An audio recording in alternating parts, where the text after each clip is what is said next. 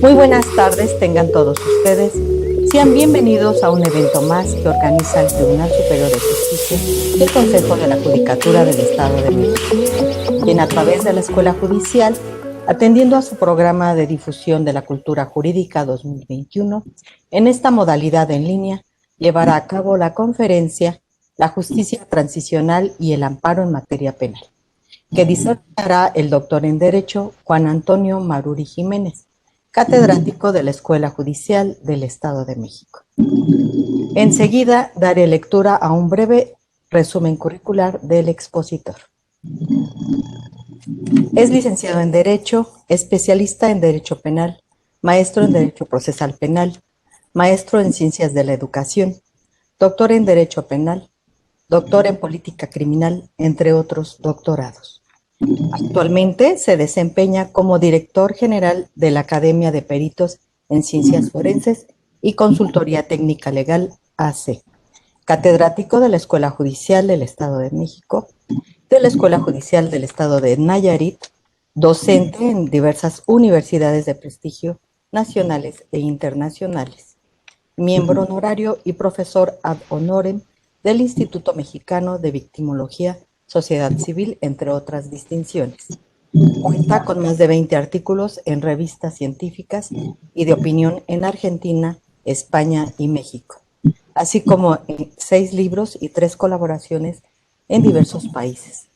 Entre sus obras más destacadas tenemos 2 títulos: El Código Nacional de Procedimientos Penales en 600 preguntas y respuestas, el de Transición del Sistema de Justicia Penal en México, de la implementación a la consolidación de las buenas prácticas de los operadores jurídicos. Muy bien, doctor Juan Antonio Maruri, sin más preámbulo, queda usted en uso de la palabra. Muchas gracias, maestra Erika. Todos se daban cuenta en este ciclo de conferencias tan interesante por parte de la Escuela Judicial del Estado de México. Y bueno, pues en esta ocasión con el tema de la justicia transicional y el amparo en materia penal.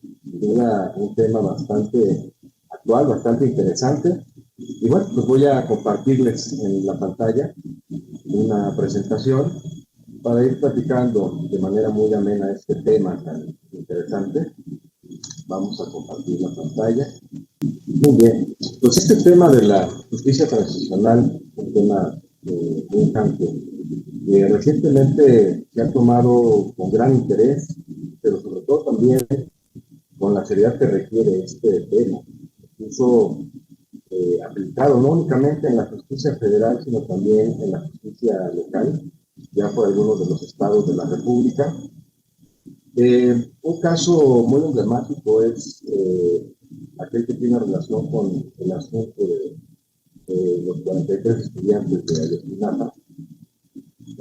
Hay una sentencia en la cual un magistrado circuito hace referencia a la creación de las comisiones de la verdad, de alguna comisión de la verdad, y bueno, pues es cuando este término de la justicia transicional comienza a aparecer en la historia moderna de los derechos humanos en México. Y todo esto que tiene que ver también con el amparo y con las cuestiones constitucionales que vamos a analizar el día de hoy. Precisamente la base del amparo en materia penal pues tiene que ver con estos antecedentes de los derechos humanos y la justicia transicional como tal. Y bueno, pues para comenzar con esta parte de la justicia transicional, tenemos que mencionar que los derechos humanos, ya una vez que adquieren esa validez y ese reconocimiento por parte del orden jurídico mexicano, pues tienen esa obligación las autoridades de todos los ámbitos, de todas las competencias, para poder hacer esta defensa de los derechos de los gobernados y sobre todo pues con estas cuestiones actuales que estamos pasando. Vamos a hablar también de este problema que es la violencia precisamente y que desgraciadamente en estos lugares donde existe la violencia, pues es donde requerimos precisamente la paz. Esta violencia pues se deriva de un conflicto, o de varios conflictos, en este caso, hablando de nuestro país. Y bueno, pues podemos tener varias expectativas o varias cuestiones referentes al conflicto. Pero es importante saber qué es el conflicto. Primero, lo vemos como una expresión de dos o más tendencias, concepciones e intereses que son muy cambiantes, muy distintos, muy diversos. Entonces, vemos que esta cuestión del conflicto surge incluso con uno mismo, en la persona, con su constitución individual. Tenemos conflictos emocionales, tenemos conflictos propios, entonces imagínense ya interactuando con otra persona, con más personas, pues esta serie de conflictos se van ampliándose, y es lo que va generando esta parte pues de ideas contrarias, de pensamientos, de manera de actuar, incluso de interpretación, y mostrándose de manera contradictoria, incluso excluyentes esas ideas. Porque, bueno, dicen que cada cabeza es un mundo, y lo vemos aquí en esta situación también. Rara vez existen personas que piensen de la misma manera en un 100%. Entonces, vemos que este es el origen del conflicto. Y también, por lo mismo, para dar contraste a esta cuestión del conflicto, es importante hablar de la cultura de la paz.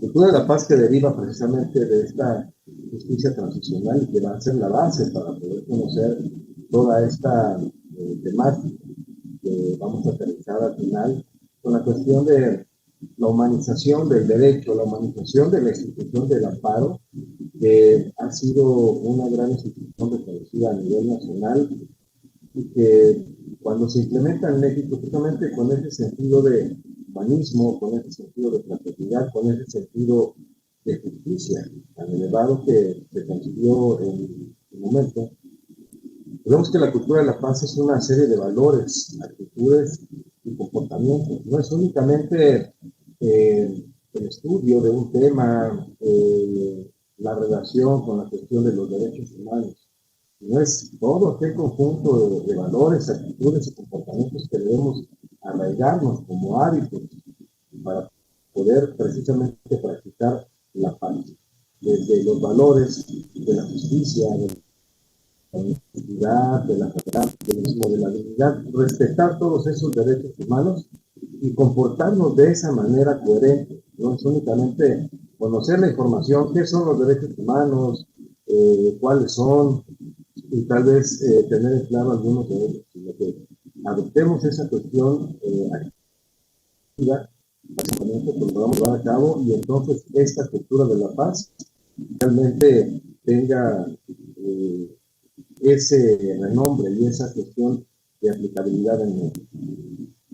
Esta serie de valores, actitudes y comportamientos también pues van a reflejarse en la interacción de la sociedad. Vamos a contagiarnos de esa cultura de la paz precisamente a través de los hábitos, a través de esos comportamientos de una manera correcta, para que la sociedad también, a través de la cohesión social, pues tengamos ese arraigo de todo este sistema que les he comentado. También con la finalidad de rechazar la violencia y se esfuerza para prevenir los conflictos, es decir, este tema de los mecanismos alternos de solución de controversias y de conflictos, que ya en la materia penal lo tenemos desde hace varios años, que ha resultado también benéfico en algunas otras materias, pues debe ser una cuestión básica, no únicamente que la conozcan los abogados o los psicólogos que tienen el perfil pues natural por su formación profesional, sino que esta cuestión de la resolución de los conflictos no sea únicamente en materia penal y que no tenga que ser únicamente a través de las vías jurisdiccionales, sino que esta resolución de conflictos sea en beneficio y en pro de la paz. Esta cultura de la paz, de erradicar la violencia y sobre todo los conflictos que se derivan no nada más en violencia, sino también en la delincuencia, que vamos a hablar más adelante de ello. Esto de una manera organizacional, a través de una gestión adecuada, precisamente desde la raíz, para abordar las causas principales, las causas que realmente generan esos conflictos. Y entonces poder darle solución a estas problemáticas de una manera total, es decir, con esa intención de realmente disminuir esos conflictos a través de la adopción de la cultura de la paz, el diálogo, la negociación, y repito, no únicamente entre las personas, sino en las comunidades, y también esto lo vemos a nivel internacional, entre las sociedades internacionales, y quiero mencionar un punto que vamos a desmenuzar más adelante también, los objetivos de desarrollo sostenible derivados de la Agenda 2030, que son 17 temas bastante interesantes y que tienen que ver todos, sin duda, con esta cultura de la paz. En referencia al respeto a los derechos humanos, desde los más elementales hasta los más sencillos, que como tal no dejan de ser derechos humanos, no dejan de tener esa gran importancia, y pues las libertades fundamentales que se gestaron desde la Revolución Francesa, libertad, igualdad, fraternidad, y con toda esa evolución que hemos tenido en tema de derechos humanos, que también tiene que ver con el derecho internacional de los derechos humanos. Pero ¿cómo vamos a adoptar esa serie de principios, valores, actitudes y demás para que sean un hábito, los tengamos realmente latentes y que los podamos aplicar? Bueno, pues para lograr llegar a una cultura de la paz que se inserte en nosotros, que se impregne, necesitamos conocer la educación para la paz. ¿Cómo educarnos en temas de paz? ¿Cómo educarnos para la paz? ¿Cómo educarnos para darle solución a este conflicto?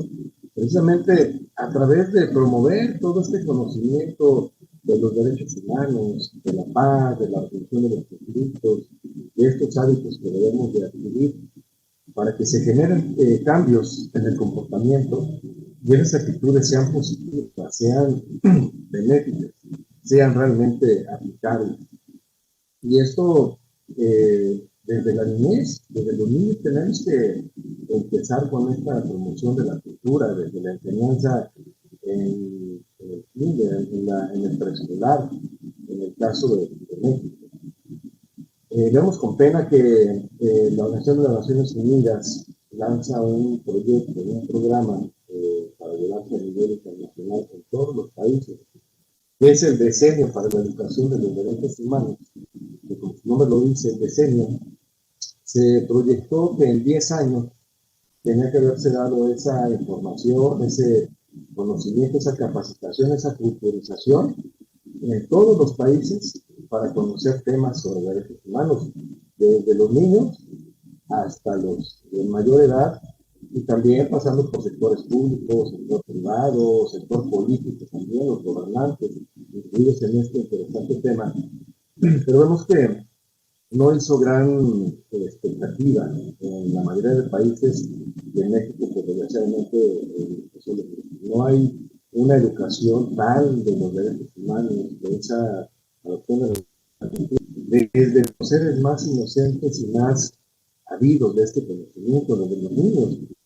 No tenemos esa formación de niños, estamos teniendo esta formación de la violencia, esta formación actualmente del descuido, de estar, en vez de estudiar, y más con esta cuestión de la época de pandemia, de que estar ahí con el teléfono celular, con la tablet, con la computadora, con los videojuegos, para que no molesten a los padres, es una cuestión lamentable.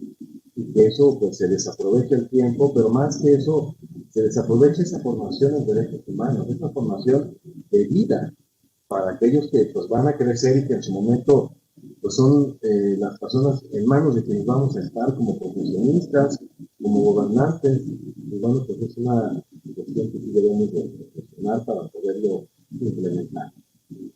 Porque es necesario que esos conflictos empecemos a conocerlos, a tratarlos y a solucionarlos desde esa edad temprana.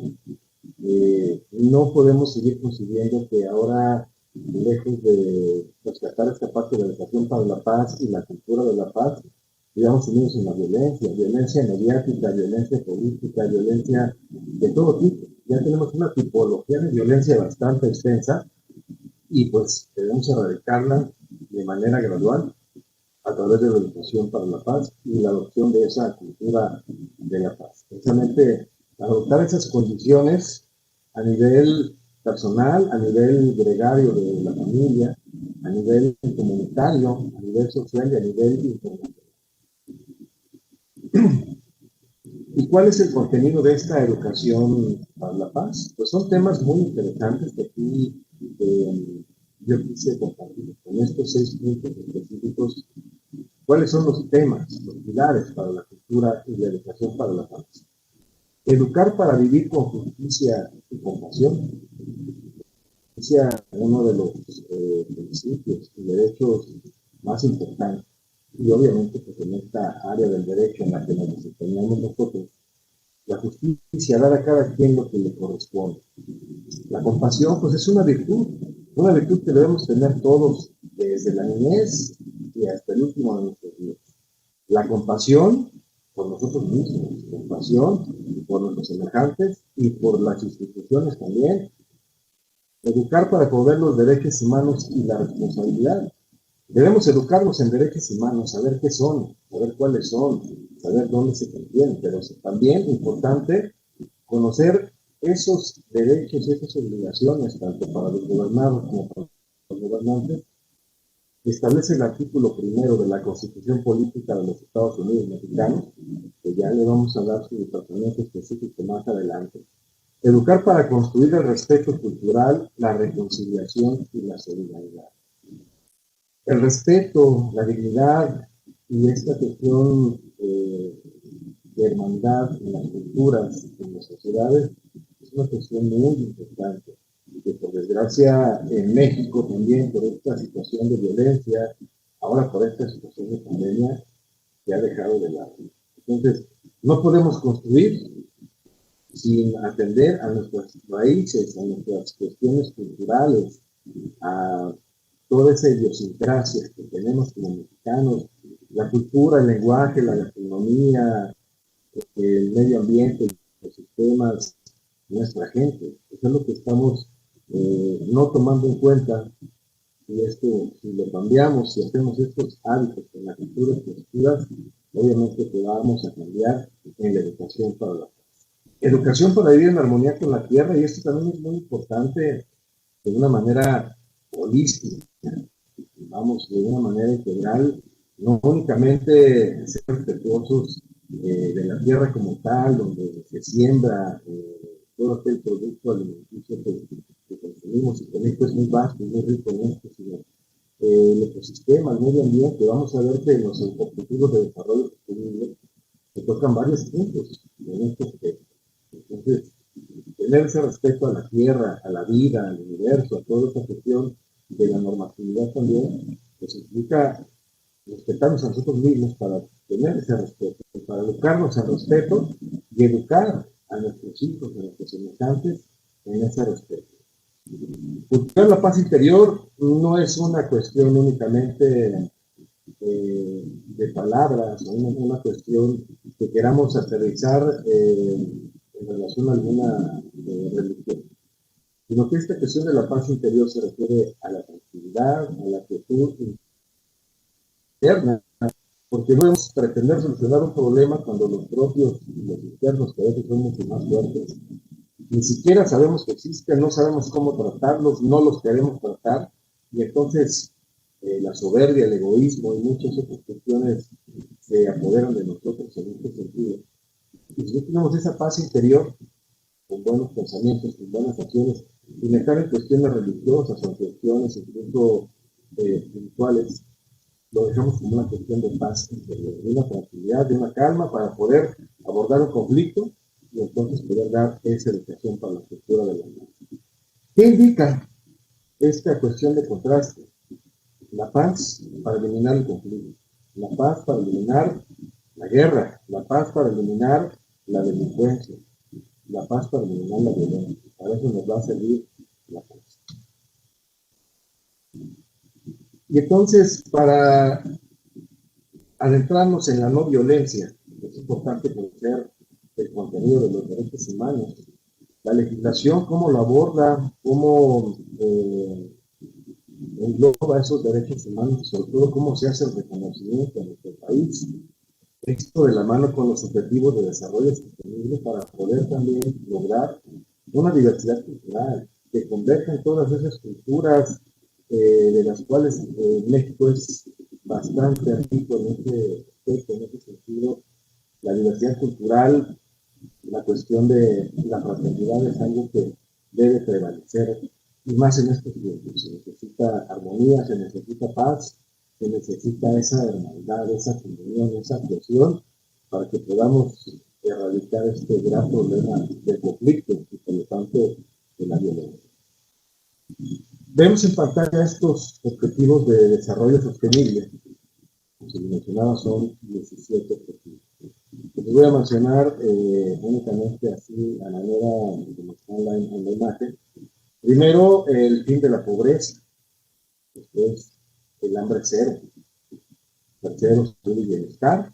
Después, una educación de calidad. Que aquí entra perfectamente esta cuestión de la cultura de la paz y de la educación para la paz.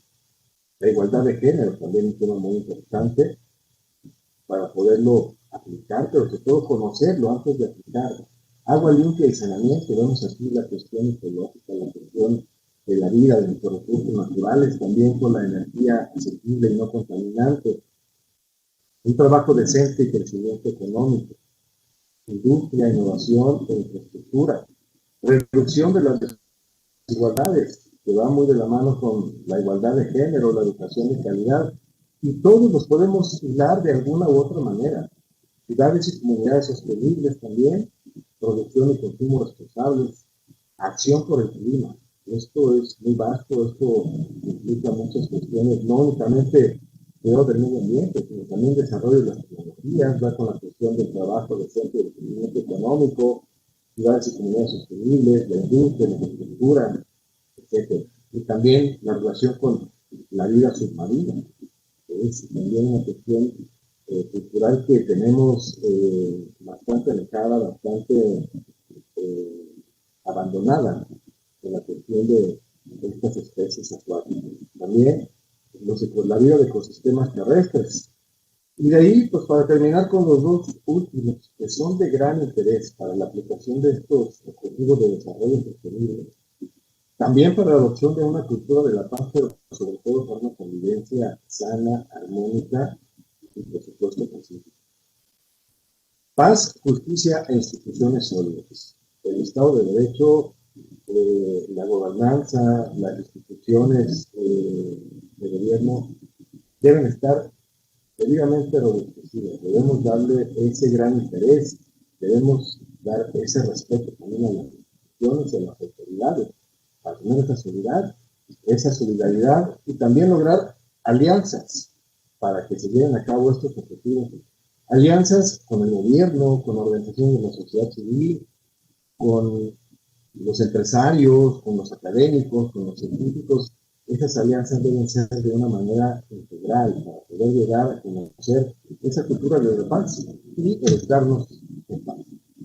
Y bueno, ya con este preámbulo de lo que es la cultura de la paz como la base fundamental donde descansa esta justicia transicional, que es el tema oral de esta plática, vemos que la justicia transicional es un campo específico de actividades, mecanismos y procesos. Es decir, vamos a generar un ambiente ¿para qué? Para que a través de todo ese conjunto de actividades se busque atender las causas, las consecuencias y el legado de un fenómeno de violencia de alto impacto y a gran escala. Entonces vemos que, desgraciadamente, a pesar de la pandemia, donde pues en la actualidad debemos estar resguardados, debemos estar en casa y no hacer actividades que no sean esenciales, la violencia sigue desmedida, sigue con cifras bastante elevadas, pero sobre todo vemos no únicamente la violencia en la calle, vemos ahora la violencia en casa. Ahora esta cuestión de quédate en casa también ha traído diversas modalidades de violencia. Vemos el incremento de suicidios en jóvenes, en personas que pierden su trabajo, en personas que se encuentran imposibilitadas por esta cuestión que también nos causa una cuestión de desequilibrio en la salud mental, y que es algo muy importante, también un derecho humano, y que obviamente esto nos va a lograr a llegar a lograr a tener paz interior, pero también paz en toda la comunidad. Los pilares de la justicia transicional, ya les mencionaba al inicio, la verdad. Es uno de los pilares bastante interesantes que también ya lo estamos aplicando en la justicia federal, hablando del tema que les exponía de 43 estudiantes de Ayotzinapa. La búsqueda de la verdad, pero no una verdad histórica, no una verdad material, no una verdad física, sino una verdad entera en todos sus aspectos, que es la verdad que vamos a conocer también. La verdad no para una persona o la verdad como nos acomoda, sino la verdad en todo sentido, que va de la mano con el concepto de justicia, ¿verdad? Y entonces, si logramos llegar a la verdad en estos asuntos, en el esclarecimiento de los hechos,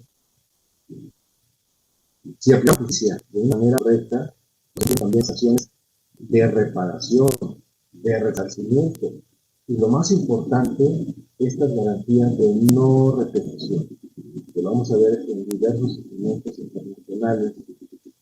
El hecho de reparar o de resarcir no es únicamente darle fin al conflicto de esta manera, sino que también, muy importante, la garantía de no repetición.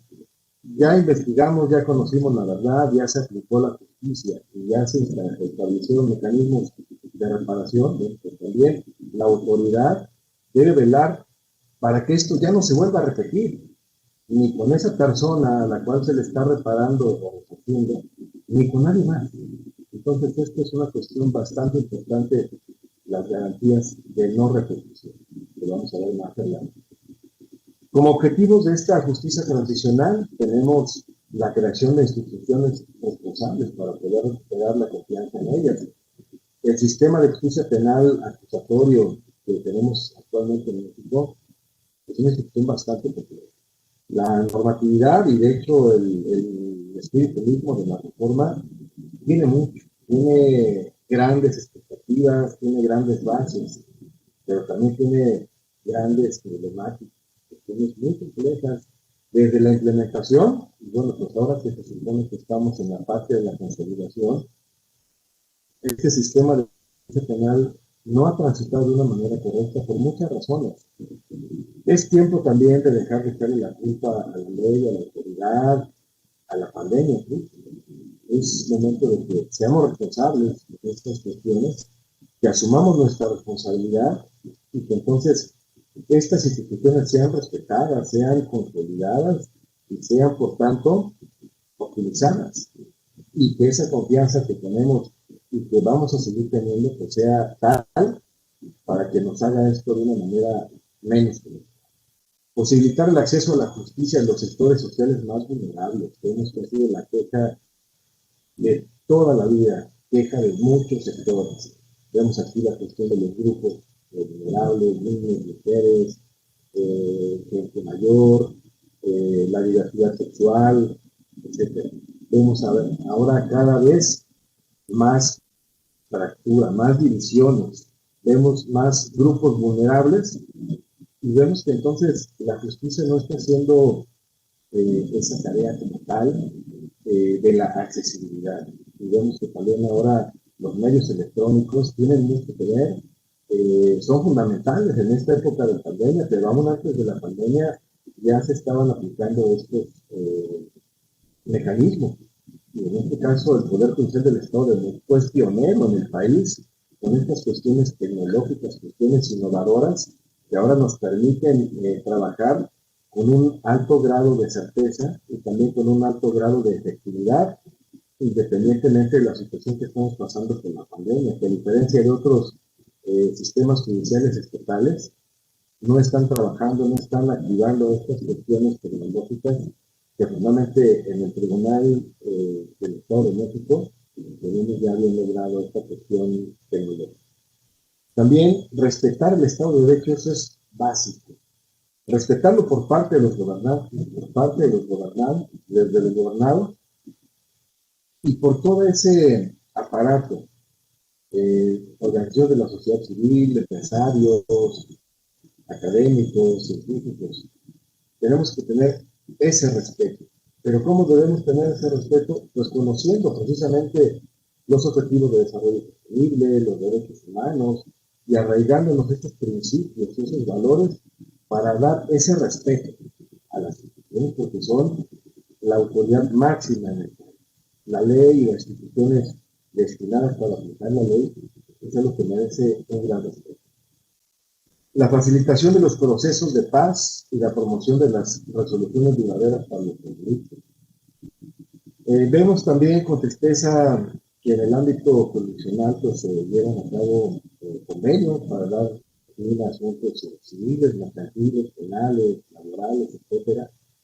Pero en ocasiones es únicamente una intención banal plasmada en papel. Por la cuestión de la premura del tiempo, por un arreglo económico, por cuestión de presión, etcétera.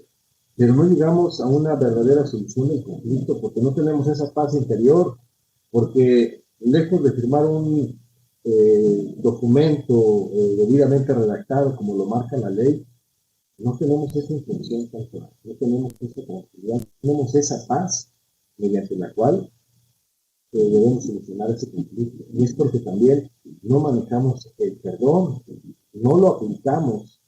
Entonces, estas cuestiones también interiores, pero también que tienen que ver con la cuestión del comportamiento, y que eso es una área de acción de la psicología específicamente.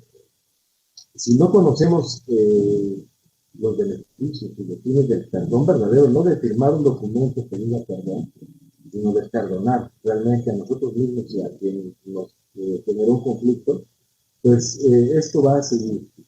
La cuestión de la mediación y la conciliación son buenas herramientas, pero no es únicamente hacerlo en papel.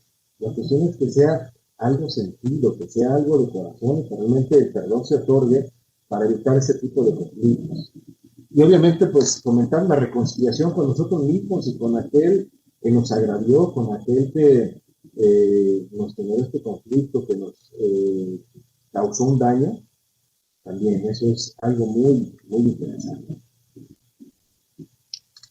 Esta cuestión de gran interés también, el diálogo entre las obligaciones genéricas y los deberes específicos del Estado, ya para entrar en materia del artículo primero de la Constitución Política de los Estados Unidos Mexicanos, con esta reforma de los derechos humanos, en este año se cumplen 10 años.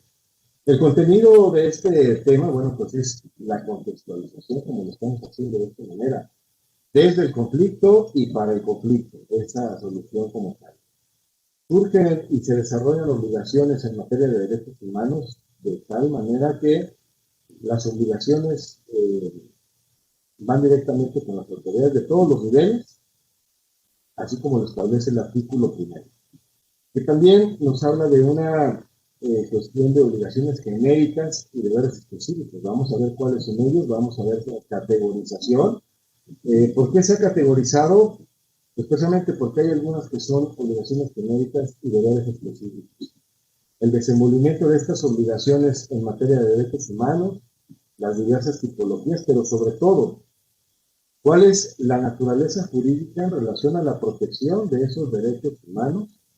Que vemos que será la base para toda esta clasificación.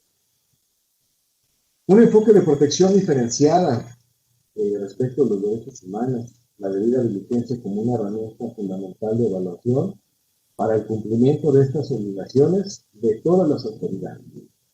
Pero sobre todo, debemos contar con ese deber específico de prevención, debemos prevenir esas violaciones de derechos humanos. ¿Cómo? Pues con la cultura de la paz, con esa educación para la paz y la educación sobre los derechos humanos. Se habla de un deber específico de prevenir, por supuesto, y está plasmado específicamente en la Constitución, en el artículo primero. Este deber de proteger los derechos humanos frente a situaciones de riesgo, de vulnerabilidad, frente a grupos en situación especial de vulnerabilidad, hablamos de esos grupos vulnerables. Y también tenemos ese deber de investigar La autoridad debe investigar esa vulneración de los derechos humanos, porque también esa investigación va a conllevar a ese deber de sanción. Entonces, esto va enlazado debidamente para poder llegar precisamente a una reparación y a una no repetición. Pero ¿cómo surge esta cuestión de las obligaciones en materia de derechos humanos? Pues están íntimamente relacionadas, ya les mencionaba, con los instrumentos internacionales. ¿Cuáles? Pues vamos a mencionarlos, como son el Pacto Internacional de Derechos Civiles y Políticos, el Pacto Internacional de Derechos Económicos, Sociales y Culturales. Esto, pues, a través de la transformación de estos modelos constitucionales y la adopción como tal de estos pactos en el siglo XX, eh, que también eso genera gran contenido de la educación de los derechos humanos y como tal del derecho internacional de los derechos humanos. El contenido esencial de estas obligaciones genéricas que tienen los estados para asegurar la materialización de estos derechos contenidos en los pactos que ya les he mencionado, pero también un sistema interamericano de derechos humanos que hagan esos trabajos reparatorios para la Convención Americana de Derechos Humanos, es decir, adoptar esa convención para poder aplicar ese derecho internacional y todo en este sistema interamericano. Es muy interesante también la emisión de la jurisprudencia y cómo se aplica en algunos casos, va a ser de gran importancia para la práctica del amparo en materia penal.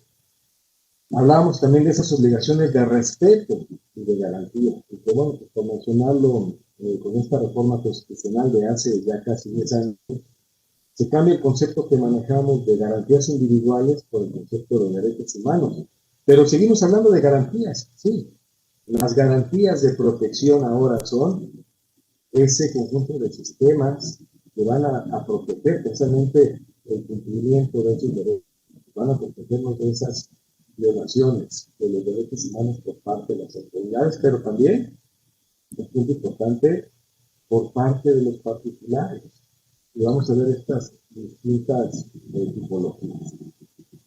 Esta reforma constitucional de 2011 justamente maneja estos temas de protección y garantía de estos derechos humanos. ¿Cómo los protejo y cuáles son esas garantías de protección? A través de los instrumentos internacionales, con ese impacto sustantivo que va a generar como obligación para las autoridades, que deben de brindarse efectiva aplicación y protección con una gran responsabilidad estatal, porque vemos también ahora que hay una responsabilidad patrimonial del Estado en caso de la violación, pero esto va desde, incluso desde la prevención, desde la protección inicial de estos derechos humanos, desde la difusión. Debemos tener esa difusión para tener prevención de esas violaciones de los derechos humanos. Y esto transforma de una manera tal esta cuestión constitucional con esta adopción de la convencionalidad y la constitucionalidad aplicable de una manera bastante específica, de una manera total. El planteamiento de estructuras y categorías del pensamiento, por supuesto, vemos la adopción de principios, como el principio de persona y otros principios bastante interesantes en esta institución del amparo mexicano, que lo vamos a mencionar también en su oportunidad. Porque estamos en un Estado garantista de derecho, que nos va a dar precisamente esas garantías de protección, para que este Estado de derecho se refuerce y sobre todo no se vulnere, no quede tan vulnerado, pues como en algunos acontecimientos, en algunas situaciones, se ha realizado. ¿Qué son estas obligaciones genéricas y los deberes específicos? Bueno, pues, en el primer párrafo, que lo mencioné del artículo primero de la Constitución, nos dice, todas las personas gozarán de los derechos humanos.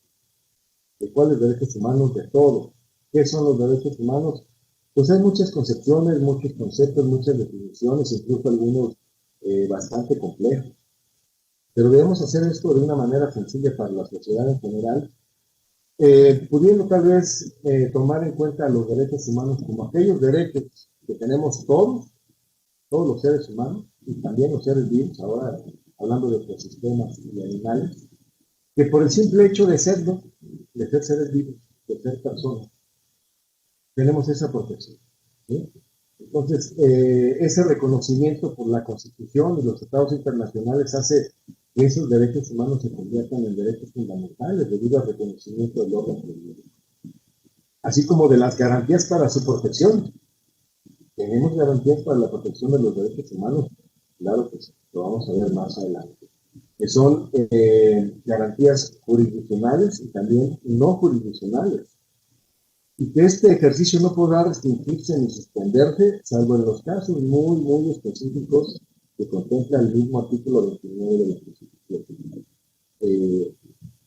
Ese artículo importante de la suspensión de garantías, de la suspensión también ahora de este sistema de garantías de protección, es algo que analizaremos posiblemente en otra plática, porque es un tema bastante interesante y bastante amplio.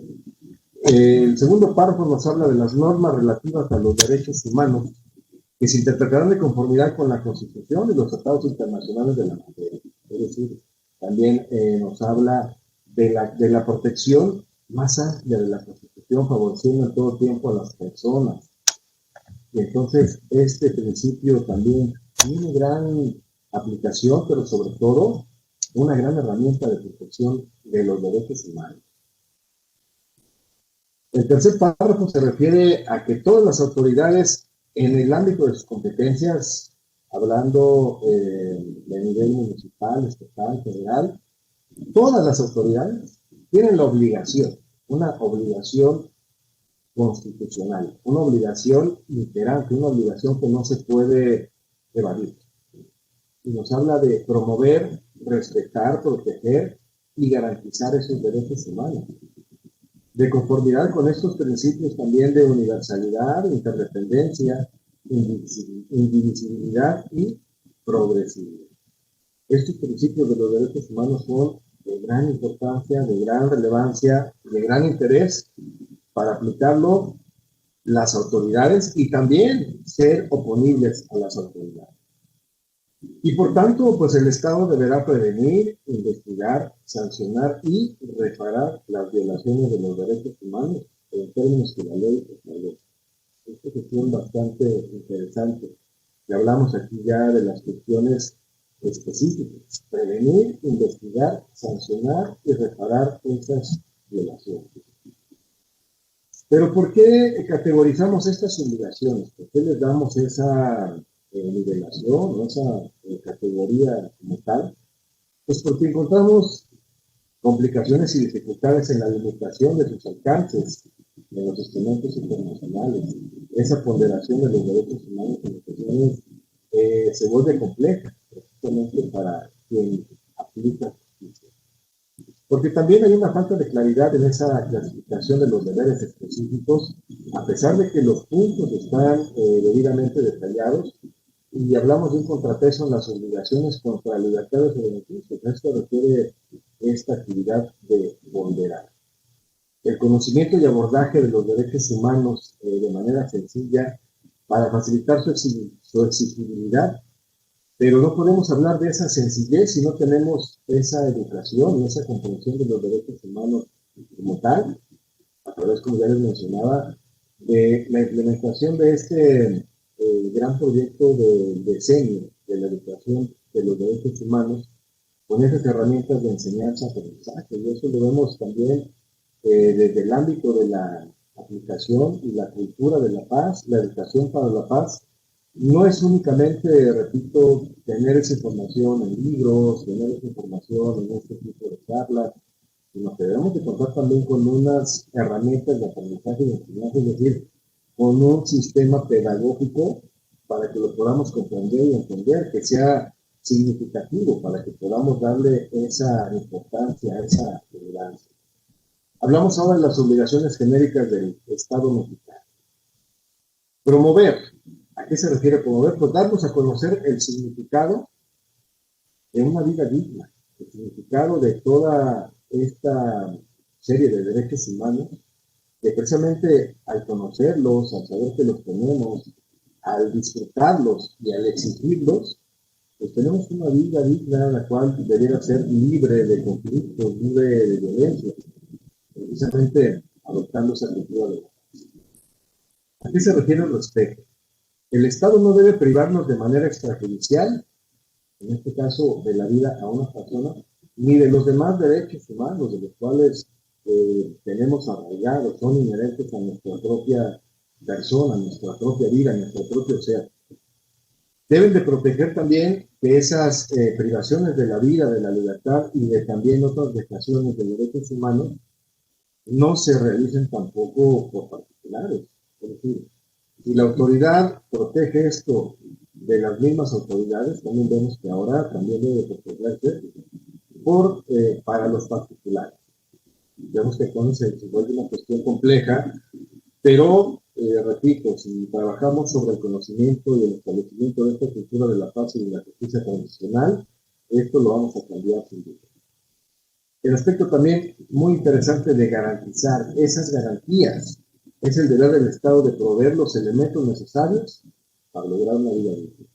¿Cuáles son estos elementos necesarios? Pues las garantías de protección, de reparación, de no repetición.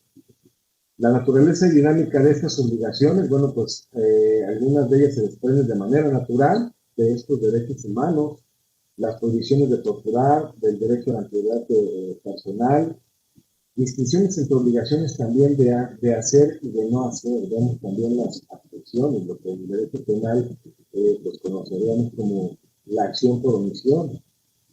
Y también el objetivo de una obligación como el disfrute o mejora de un derecho. Entonces, estas cuestiones las vemos también plasmadas en este cuadrito. Objetivos, conductas y cumplimiento de las obligaciones. Y nos marca cuáles son las obligaciones, cuál es el objetivo respecto del derecho a proteger, la conducta requerida y el cumplimiento. Para poner el ejemplo respecto de la obligación de proteger. El objetivo respecto de este derecho es mantener. La conducta requerida es una conducta negativa o una conducta positiva, que no es el caso, y eso también aquí las conductas de comisión por omisión. El cumplimiento se dice que es inmediato, pero también puede ser progresivo, de acuerdo al tipo de violación que se genera, pero también al tipo de mecanismo de reparación que se va a implementar. Respecto a las obligaciones, vemos ahí obligaciones generales: respetar, proteger, garantizar, promover, y los principios de aplicación, contenidos esenciales, de progresividad, previsión de regresión y el máximo de uso de recursos disponibles. Los elementos institucionales y los deberes también son muy importantes. Tenemos aquí los pilares de la justicia restaurativa: la verdad, la investigación, la sanción y la reparación. Entonces vemos que para una efectiva adopción de la cultura de la paz y para una efectiva comprensión de estas obligaciones y derechos, es importante retomar y conocer esta cultura de la paz y, por tanto, la justicia restaurativa. Desde sus obligaciones, los derechos humanos ubican conductas exigibles en casos particulares, en la adopción de medidas y también en la legislación. Ya hablando de la multiplicidad de obligaciones, tenemos que hay obligaciones generales o genéricas, principios de obligación, elementos institucionales y también deberes, los deberes que tiene la autoridad para dar cumplimiento con estos derechos humanos. Diversas tipologías de las obligaciones genéricas en materia de derechos humanos, ¿cómo influyen? ¿Cómo vamos a ver este tema de los derechos específicos? Vemos también ahí esa tablita de la tipología de las obligaciones según estos autores que están en referencia. Y pues vamos a ver la importancia de cómo aplicarlo esto, no nada más dejarlo en esta información, en este cuadrito, sino aplicarlo. En la naturaleza jurídica de las obligaciones de protección de los derechos humanos, vemos que está la obligación de respetar, y por poner un ejemplo nos habla mantener ese goce del derecho, es la obligación de respetar. El Estado va a respetar el que se mantenga el goce de esos derechos humanos. Respecto de la obligación de proteger, pues ponemos el ejemplo de la vigilancia hacia los particulares, porque esta protección de los derechos humanos, porque derivado del conflicto, precisamente, no es únicamente del gobernado con la autoridad, sino de los mismos gobernados también, y por eso esta vigilancia se hace extensiva también a los particulares. Respecto de las obligaciones de garantizar, el objetivo es mantener el derecho, mejorarlo y restituirlo en caso de violación. Y a esto se refiere toda esta sistematización de las garantías de protección. Nos dice también que existe una conducta positiva del Estado para asegurar esa realización, y aquí también cabe precisamente esta cuestión que se comentaba de las comisiones de la verdad. Implica perspectiva global sobre los derechos humanos en el país, es decir, asegura su realización, nos da esa certeza, nos da esa seguridad, y por lo tanto, pues eso se traduciría en esa confianza a las instituciones, en esa confianza a las autoridades. Planear, establecer metas y crear mecanismos de control. Control jurisdiccional y control no jurisdiccional, que también lo vamos a mencionar más adelante. El deber de organizar el aparato gubernamental para el ejercicio del poder público. La preparación de las autoridades, de los servidores públicos, de todos los niveles en esta materia de las garantías de protección de los derechos humanos es una cuestión vital. Y su objetivo es alcanzar la efectividad del derecho, refiriéndonos al goce y disfrute, adoptando las medidas de generación de la maquinaria institucional, pero también proveer de bienes y servicios para satisfacer esos derechos, es decir, la profesionalización de los servidores públicos también es una cuestión que debemos oponer nosotros a la misma autoridad. Que conozcan de los derechos humanos, que conozcan cómo proteger, que conozcan cómo garantizar, que conozcan cómo hacer válidos y oponibles esos derechos humanos que tenemos los gobernados. Respecto a la promoción, pues como ejemplo ponemos el deber de garantizar que sepan cómo ejercer mejor sus derechos. Es decir, la autoridad debe promover esa información, debe de proveernos de esa información para que nosotros como gobernados sepamos cómo ejercer esos derechos humanos, que no haya limitantes, que no haya ignorancia al respecto. El derecho a la protección de los derechos humanos, pues precisamente tiene que ver con esa investigación de violaciones a derechos humanos, sanción de los responsables, la reparación del daño a las víctimas, que no únicamente hablamos en materia penal, sino que hablando de violaciones de derechos humanos se habla de todas las materias, y aquí como tal viene esa reparación a las víctimas, repito, no únicamente en materia penal. También estos deberes de verdad, justicia y reparación, como la generación de estos mecanismos jurisdiccionales y no jurisdiccionales. Los elementos institucionales nos hablan de la disponibilidad, la accesibilidad, la aceptabilidad y la calidad que aseguran estos fundamentos. Y como ejemplo, aquí les pongo este cuadrito que nos habla respecto de la construcción de obligaciones generales por medio de elementos institucionales, y ponemos como ejemplo el derecho a la salud. Este derecho a la salud tiene dos vertientes: obligación de garantizar el servicio de la salud por medio del personal médico, y aquí nos remonta al elemento institucional de disponibilidad, es decir, el personal médico tiene que ser suficiente. Pero también nos habla de la otra vertiente, que el personal médico tiene que estar bien capacitado. Entonces, personal suficiente y personal capacitado. La otra obligación versa en el sentido de garantizar el servicio de salud a través de los medicamentos. El elemento institucional de disponibilidad se refiere a las medicinas, que tienen que ser suficientes. Y el elemento institucional de calidad se refiere a que estas medicinas también tienen que ser de buena calidad. Entonces, estas vertientes mencionadas tienen que ver con el derecho humano a la salud. No vamos a tener una media protección, no vamos a tener medicinas genéricas que no ayuden a combatir la enfermedad, sino que es un derecho humano a la salud contar con estas herramientas, pero sobre todo que tengamos esa información para poder hacer exigible y disponible este derecho a la salud. Las categorías que integran el test de razonabilidad en la cuestión de estas garantías de los derechos y de las obligaciones serían estos cuatro puntos. ¿Cuál es la capacidad de inclusión de la medida? ¿Qué impacto tendrá la medida en el corto, mediano y largo plazo? ¿Cuáles son los intereses relativos a la dignidad del grupo afectado? Y por último, ¿qué impacto tiene la denegación de derechos específicos a las y los demás? Esto tiene que ver en gran medida con esa cuestión de arrojar resultados, no únicamente probabilísticos, ni únicamente estadísticos, sino tiene que ver con esa cuestión de medición de impacto como tal. ¿Cómo está impactando esa protección de los derechos humanos, esas garantías y esos mecanismos? Pues debemos también hacerlo a través de el acceso a la información pública. Protección de los derechos humanos. ¿Cuáles son los deberes y obligaciones? Bueno, ya los mencionábamos. El enfoque que tiene en este sentido de la protección diferenciada. ¿Y por qué protección diferenciada? Nos habla de que el Estado tiene esa necesidad de adoptar medidas que impidan la interferencia o obstaculizar el goce y disfrute de los derechos humanos. También exigencias legislativas y de políticas públicas. Es una cuestión bastante importante. ¿Qué está pasando en políticas públicas respecto de implementación del sistema de justicia penal, de los mecanismos de reparación, de las garantías de no repetición, de estas comisiones de la verdad, de las cuestiones de violencia cultural, violencia política, violencia de género?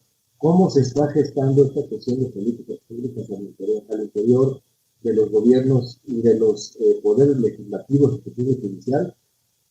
Perdón, una cuestión de gran interés, una cuestión bastante ríspida, y más en esta actualidad, donde estas conductas de terceros, es decir, de los particulares, también tienen injerencia en esta generación del conflicto.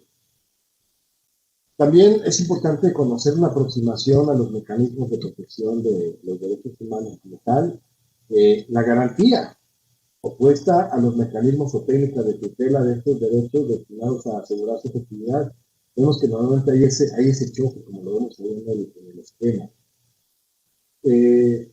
Como tal, entonces vemos que estas obligaciones las dividimos, las aplicamos en primarias o secundarias. Las primarias se refieren a las obligaciones genéricas y a las prohibiciones que tiene el Estado respecto de la protección de esos derechos humanos. Y las secundarias se refiere a la reparación y a la sanción de esas violaciones de los derechos humanos.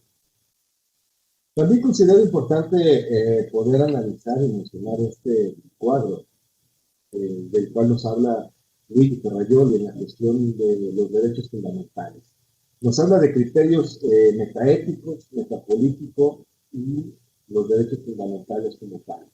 El criterio metaético pues tiene que ver con la cuestión del derecho a la vida, el derecho a la integridad personal, los derechos civiles y políticos, derechos de libertad, derechos sociales, toda esa gestación de derechos a través de la lucha social, en los cambios políticos, económicos y demás, como se fueron desarrollando. También que deben estar garantizados como derechos fundamentales estos derechos vitales, cuya garantía es precisamente la condición necesaria para la paz. Y vemos que este concepto no es nuevo, que Luigi Ferrajoli ya desde hace mucho tiempo tiene bastante cimentada esta parte de la paz, y que también nos habla del nexo entre derechos e igualdad. Esta cuestión de adopción de la cultura de la paz, bastante interesante. El criterio metapolítico, bueno, que se refiere precisamente a la adopción de este criterio metaético ya en la cuestión de políticas públicas. Y los derechos fundamentales nos dice, como leyes del más débil, abarcan el derecho a la vida, en segundo lugar los derechos de inmunidad y de libertad, y en tercer lugar los derechos sociales. Pues es una comparativa de reminiscencia con lo que conocíamos de las garantías individuales antes de esta reforma constitucional. ¿Cuáles son los mecanismos de protección de los derechos humanos? Vemos que existen jurisdiccionales, políticos y los no jurisdiccionales. De manera específica, en relación a las violaciones a los derechos humanos, requiere esta cuestión ya como corolario para poder terminar este tema de los derechos y violaciones y obligaciones de las autoridades, prevenir. Esa cultura de prevención es donde encaja de una manera específica y de gran interés esta cultura de la paz, la educación para la paz. ¿Cómo podemos prevenir estas violaciones a los derechos humanos? A través de la educación, a través de la cultura, pero también a través de una formación de desarrollo humano, a través de estas cuestiones de tener la paz interior. ¿Cómo prevenimos violaciones de derechos humanos? Previniendo conflictos. ¿Cómo prevenimos los conflictos? Teniendo una comunicación asertiva, teniendo ese acercamiento, teniendo el diálogo, teniendo empatía y también teniendo resiliencia social, que son términos novedosos que adopta esta cultura de la paz. Es decir, tratar de evitar los conflictos de la manera de lo posible, lo mayor posible, evitar ese tipo de conflictos. ¿Y cómo se previene? Justamente con estas cuestiones de hábitos, con estas cuestiones de actitudes o actividades de manera positiva que van a influenciarnos en esta cuestión de la cohesión social para que no tengamos esa intención de generar conflictos, de generar problemas, de crear delincuencia, de violencia. Pero bueno, si esto no nos alcanza, si eso no basta, pues entonces ya una vez que se da esa relación a los derechos humanos, la obligación de investigar de una manera eficaz, de una manera científica, y no hablando únicamente del sistema de justicia penal, sino en todos los ámbitos, en todos los aspectos. Vemos que también hay comisiones de especialistas en esta cuestión de investigación, comprendida por diversas áreas, incluso científicas y forenses. Y ya una vez que investigamos y que conocemos, que llegamos al conocimiento de la verdad, pues viene esta sanción. ¿Cómo se sanciona? ¿A quién se sanciona? Bueno, pues a través de la justicia. Dar a cada quien lo que le corresponde, y esto implica también la cuestión de las sanciones. Sanciones equitativas, sanciones justas. Y después de esa sanción, pues viene también la reparación. Reparación del daño. Vemos que hay daño moral, vemos que hay daño psicológico, vemos que hay daño económico, etcétera. Esta cuestión también de la justicia restaurativa impacta en esta tipología de los daños. Para cerrar con este tema del amparo en materia penal, queremos que también por esa reforma a la nueva ley de amparo y con la adopción del sistema de justicia penal de corte acusatorio, adversarial y oral, el amparo en materia penal actualmente cambia. Cambia en un sentido, a mi punto de vista, 360 grados. Primero por la cuestión de adopción de los derechos humanos, que ya lo aterrizamos en esta extensa plática, que yo considero importante conocer esas bases específicas, porque la cuestión, digamos, tramitológica del amparo como tal, como procedimiento, como juicio, es algo conocido que en su estructura no cambia respecto a la familia, la mitología, más que en cuestiones muy específicas. Pero consideré importante hablar de toda esta cuestión de los derechos humanos, de la educación de la cultura para la paz, que al final de cuentas son los pilares de la justicia restaurativa, y también de la justicia transicional, y que si aplicamos la justicia transicional como tal, como complemento del amparo en materia penal, pues vamos a tener cuestiones bastante interesantes y exitosas en el trámite de este amparo, porque vamos a ver, respecto de los requisitos, también ahora tenemos que hacer mención ya no de las garantías individuales violadas, como se establecía antes de esta reforma, tanto la constitucional de hace casi 10 años como de la nueva ley de amparo.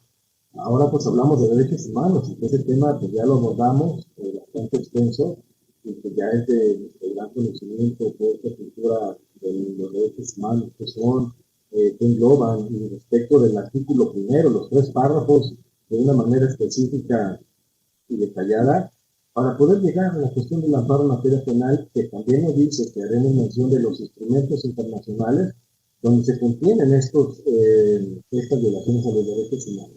Es importante conocer desde el derecho internacional de los derechos humanos y desde la cultura de la paz este abordaje. Y bueno, pues en materia penal vemos que quedan tocados los temas o la clasificación del amparo indirecto y el amparo directo. Cuestiones específicas. El amparo indirecto nos habla justamente ya de esta cuestión de derechos humanos y no de garantías. También una novedad pues, es que ahora las demandas pueden tramitarse a través de medios electrónicos. y también ahora pues esta ampliación de la demanda, que de alguna manera en la legislación anterior se contemplaba, pero ahora de manera más específica y también acorde con estos medios electrónicos, específicamente la firma electrónica, pues es una cuestión de gran relevancia. Tópicos novedosos que vemos en esta cuestión del amparo en materia penal, lo referente a la prisión preventiva oficiosa y las medidas cautelares. Ya en el amparo directo vamos a ver pues distintos tópicos que aquí de manera específica lo establece la misma ley de amparo del apartado correspondiente. Pues nos va a hablar de manera específica de estos principios que consagra el artículo 20 constitucional respecto de los derechos de las víctimas, pero también del imputado, respecto de la cuestión probatoria, de la cuestión de la oportunidad para la defensa, que actúe de manera igual que el órgano de acusación, que intervenga en el juicio el juez que haya conocido del caso previamente, eso también es una causal de procedencia del amparo directo. Por mencionar algunas, que bueno, aquí están contenidas todas aquellas que menciona la ley de amparo, pero también, pues ya de manera específica, pues en cada caso lo vamos a ir aplicando. Un ejemplo también nos dice el amparo directo procede cuando debiendo ser juzgado por una autoridad judicial, no se integre en los términos previstos en la ley o se le juzgue por otro tribunal. También que no se hayan respetado los derechos de la víctima, lo ofendido en términos de la legislación aplicable, y esto aquí también entra estos instrumentos de derechos humanos, tanto para las víctimas como para, en este caso, los detenidos o procesados. Bien, pues hasta aquí esta plática, que espero haya sido de su agrado, espero haya sido bastante fluida, pero sobre todo de gran importancia para ustedes. Debiendo ser el aspecto más técnico en la cuestión de hablar del juicio de amparo, ustedes ya como especialistas, como expertos en esta materia, conocerán el trámite a grandes rasgos de lo que es el amparo directo, el amparo indirecto. En este caso de la charla, me enfoco más a conocer el sentido, el objeto y el contenido de la justicia transicional, que es un tema novedoso, que es un tema de gran interés para la aplicación precisamente de los requisitos que nos requiere el trámite del juicio de amparo en materia penal, y hablar de todo este tema de los derechos humanos, del tema de las obligaciones y los deberes específicos también, considero importante para entonces ya poder entrar en materia de trámite del amparo en materia penal y que tengamos esa base. Como tal, el procedimiento de amparo en materia penal lo podemos abordar en otra conferencia, ya de manera específica, pero también por la modalidad y debido a esta cuestión de la pandemia, consideré hablarles más específico de esta cuestión de los derechos humanos como base precisamente del trámite del juicio de amparo, y que pues espero haya sido una información interesante e importante para ustedes en su formación profesional, pero también como una formación personal. La adopción de la justicia transicional, la cultura de la paz y la educación para la paz es una cuestión que debemos de adoptar desde todas las trincheras, en todos los niveles, en todas las edades y en todo momento. Les agradezco la invitación a la Escuela Judicial del Estado de México y agradezco a ustedes por escuchar esta charla. Muchísimas gracias. Hasta luego.